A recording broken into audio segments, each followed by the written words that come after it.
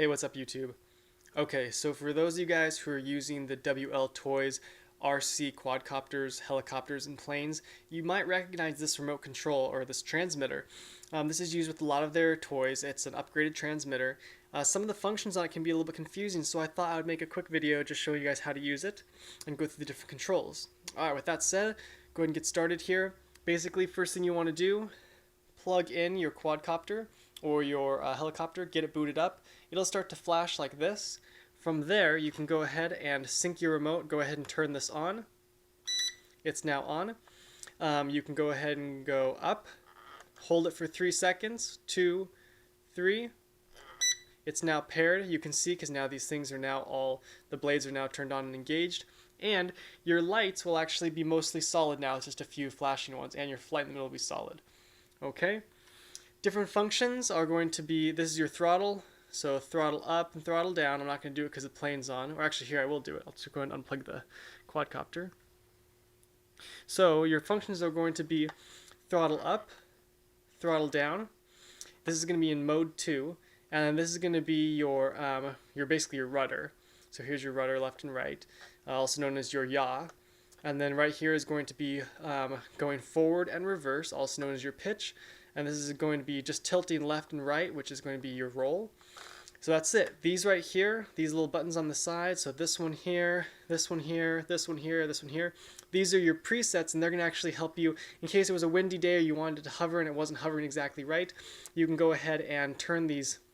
You can go ahead and actually set it so that it adjusts the position. So if let's say your quadcopter is actually tilting a little bit this way, I could bring this button down and this button over so that instead of going like this, it actually stables out and holds stable or even fights against the wind a little bit. So those are your presets there. You can see right here when I turn it. Go ahead and keep your eye right here where my thumb is. It shows you how much it's turned over. And that means it's now set back in the center. To do your sensitivity, we're on 40% sensitivity, which means that it only allows a max input in any one direction on the quadcopter. Very useful for if you're learning and you want to be able to keep the quadcopter in control.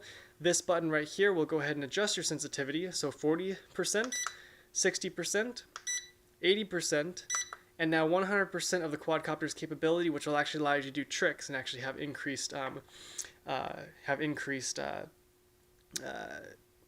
maneuverability. Okay, so the next thing I'm going to show you guys how to do is switch between the modes. We're currently on mode 2, and what that basically means is that your rudder is controlled on the left stick, and then this basically controls pitch and roll. And that helps me because it means that this stick here controls forward and sideways movement, and then this one here controls your rudder. If you want to switch it so this one controls your rudder and your pitch, and this one controls your roll side to side, which could be helpful if it's an airplane or if it's a helicopter. You can go ahead and switch it pretty easily. I'll show you how to do that right now.